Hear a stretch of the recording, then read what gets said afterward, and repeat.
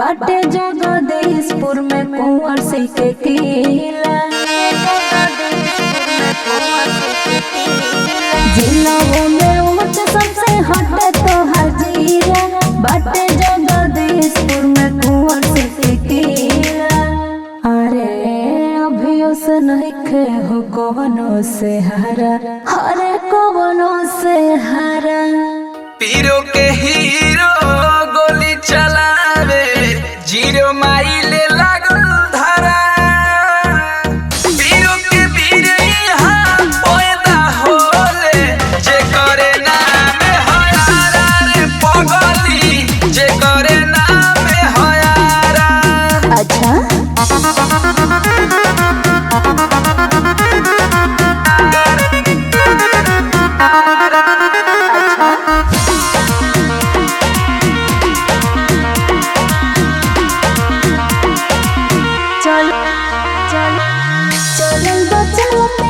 बात बाटे आज के अलग इतिहास बाटे आरा साहबाद के।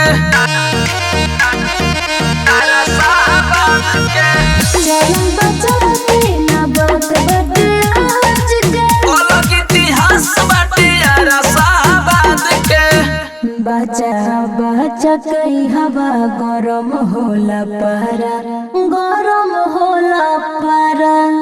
बिहिया बक्सर अक्सर कहे, जीरो माइले लागल धारा।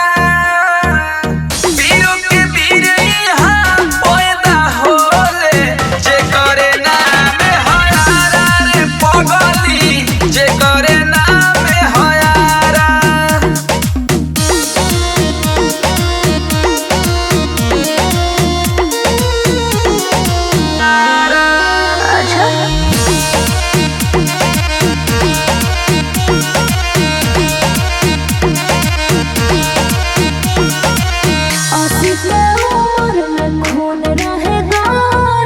ढेरे लोगे ओइले गइले कइले ना नरम।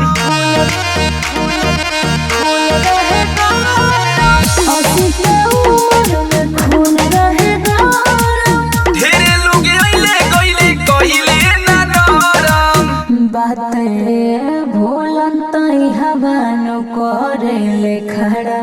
अरे करे ले खड़ा। पीरो के हीरो गोली चलावे, जीरो माइले लागल